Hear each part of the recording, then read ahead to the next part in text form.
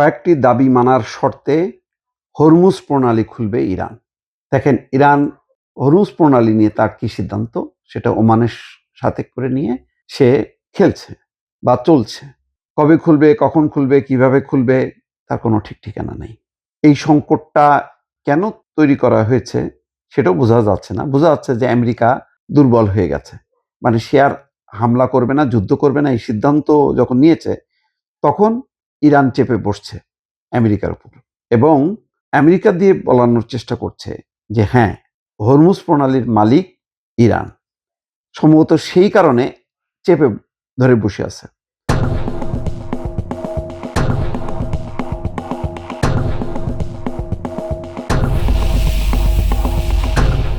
এখানে বলা হচ্ছে খবরে যে হরমুজ প্রণালীর ভিতরে নতুন নৌপথ নির্মাণে ওমানের সঙ্গে একটি চুক্তির খুব কাছাকাছি পৌঁছানোর কথা জানিয়েছে ইরান। তার মানে একটা নৌপথ নির্ধারণ করে দেবে কোন পথ দিয়ে জাহাজগুলো চলাচল করবে। তবে কৌশলগত এই জলপথটি পুনরায় খোলার আগে যুক্তরাষ্ট্রকে কিছু দাবি বা শর্ত পূরণ করতে হবে। এর মধ্যে আছে ক্ষতিপূরণ, নিষেধাজ্ঞা তুলে নেওয়া এবং সামরিক হুমকি বন্ধ করা। অর্থাৎ ইতিমধ্যে যা ক্ষতি হয়েছে সেই ক্ষতিপূরণ দিতে হবে, নিষেধাজ্ঞা তুলে নিতে হবে, নৌ অবরোধ করে বসে আছে এবং সামরিক হুমকি আর দেয়া যাবে না। চিন্তা করেন এইটা কেন হয়েছে। এখন ব্যাকফুটে, আমেরিকা ব্যাকফুটে, সেই কারণে ইরান এটা বলতে পারছে। সোমবার এক সংবাদ সম্মেলনে পররাষ্ট্র মন্ত্রণালয়ের মুখপাত্র ইসমাইল বাঘাই বলেন, ওমানের সঙ্গে গঠনমূলক আলোচনা চলছে, নৌপথের মানচিত্র নিয়ে একটি সমঝোতা হয়েছে, তবে যৌথ বিবৃতির কিছু কারিগরি বিষয় এখনো অমীমাংসিত আছে।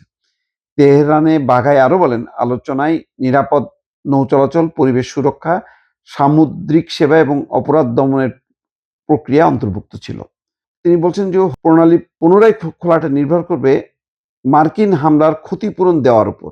অর্থাৎ যদি যেই হামলা করে মানে ক্ষয়ক্ষতি করছে ইরানের, সেটা ক্ষতিপূরণ দিলে তারপর নির্ভর করবে এই প্রণালীটি আবার পুনরায় চালু হবে কিনা। তার মানে কতখানি এই হরমুজ প্রণালীর উপর এখন নিয়ন্ত্রণ বসায় নিছে যে এখন এই দাবিটা করতে পারছে। অপরদিকে জাতীয় নিরাপত্তা সংস্থা বিদায়ী সচিব মোহাম্মদ বাকের জোল কাদর আরো কয়েকটি শর্তের কথা উল্লেখ করেছেন। সেগুলো হচ্ছে যুক্তরাষ্ট্রের হুমকি বন্ধ করা, ইরান, লেবানন, ফিলিস্তিন, ইয়েমেন এবং ইরাকে আগ্রাসন থামানো, উপসাগরে মার্কিন নৌ অবরোধ তুলে নেওয়া এবং ইরানের উপর নিষেধাজ্ঞা প্রত্যাহার এবং জব্দকৃত সম্পদ ছেড়ে দেওয়া।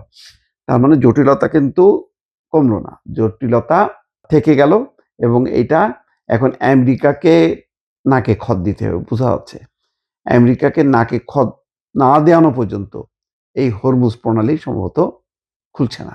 এখন কিভাবে নিষ্পত্তি হবে এটা এখন দেখার বিষয়, দর্শক।